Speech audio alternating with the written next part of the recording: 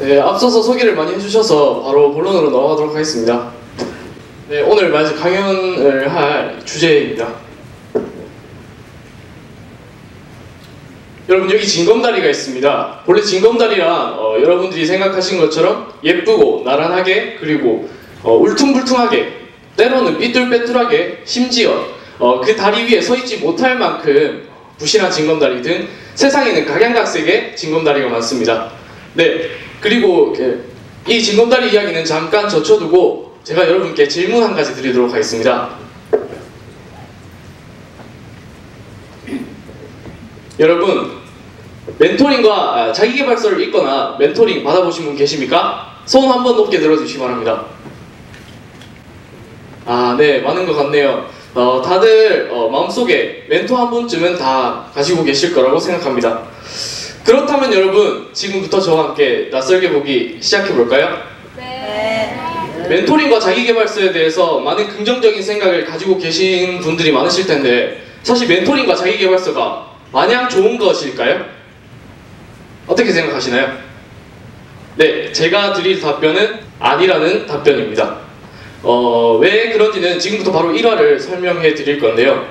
처음에는 저희 학교에서는 지금 전교 1등을 따라하는 전교 1등 추종자들이 많이 생겨나고 있다고 합니다. 이 전교 1등 추종자들이란 전교 1등의 기숙사에서부터 인터넷 강의, 학원, 뭐 교재 이런 것들 모두 죄다 다 따라하는 그런 친구들을 칭하는 전교 1등 추종자라는 단어인데요. 혹시 심지어 어느 선까지 따라하는지에 대해서 그 말씀해 보실 수 있는 사람 계십니까? 네, 심지어 샴푸와 바디워시까지 따라하는 그런 친구들이 있습니다. 네, 이건 너무 심하지 않나요? 심한 거 맞죠? 네. 그리고 다음으로는 제가 올해 초에, 학기 초에 4월 모의고사 고3 전교 1등 형한테 멘토링을 받았던 때입니다.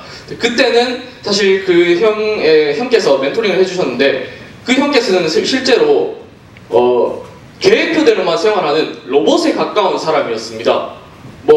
속세와의 인연을 거의 단절하고, 대부분의 학생들이 느낄 수 있는 게임하고 싶다, 놀고 싶다, 이런 욕구들을 모두 다 느끼지 않는 무감각한 거의 스님 수준의 그런 형이었습니다.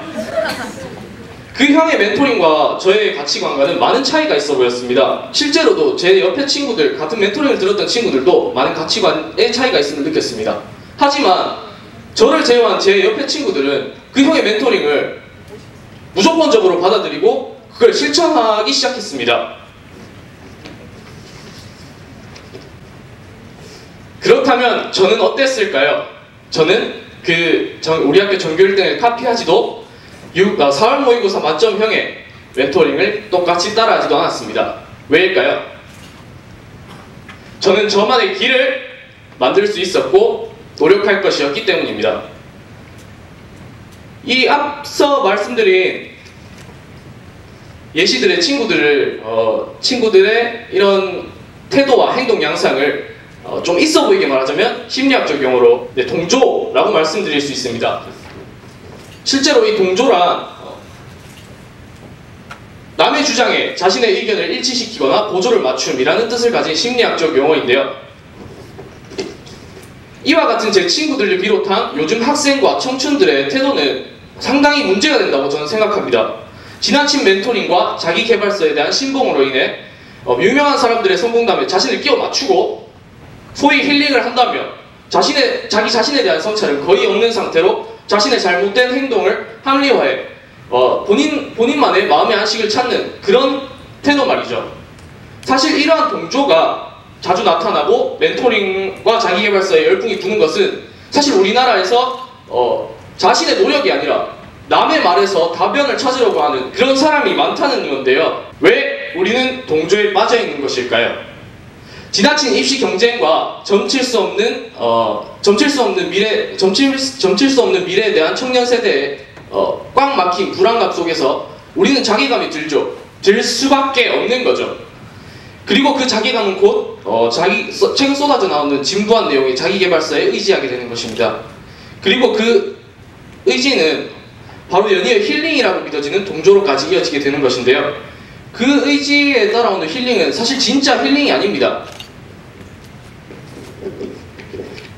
저는 그런 힐링이 필요하지 않다고 생각했습니다.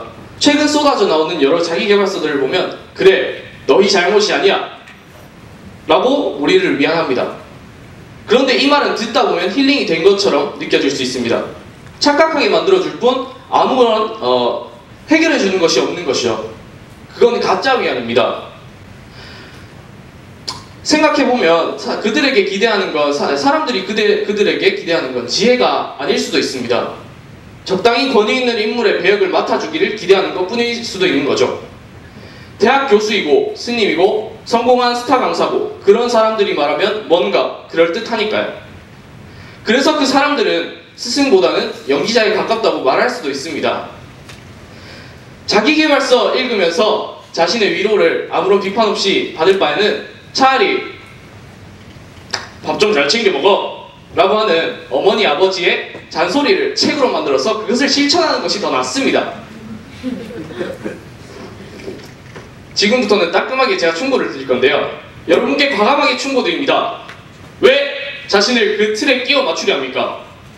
같은 시대에 태어나고 같은 가치관, 심지어 신념, 생각 모두 같은 분이십니까? 그렇다면 끼워 맞추십시오. 왜 맞지도 않는 옷을 입으려 하고 왜 자신에게 짜여지지도 않은 틀에 자신을 끼워 맞추려고 하는 것입니까? 현실이 뭡니까? 아프니까 청춘이다?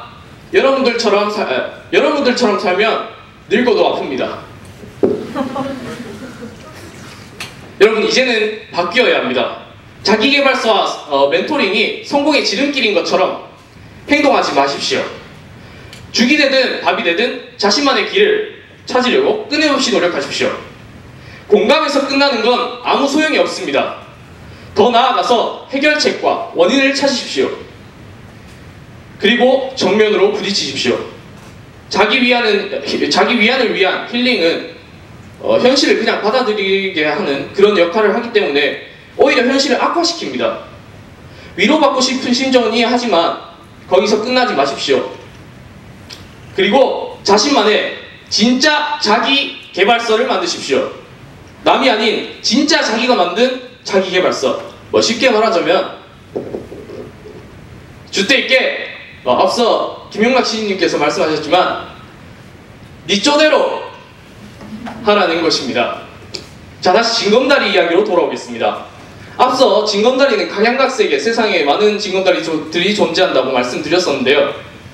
지금 여러분들은 누군가가 그 자신의 다리 길이나 이런 모든 상황에 맞추어 그 돌을 이렇게 놓아둔 징검다리를 건너려고 합니다.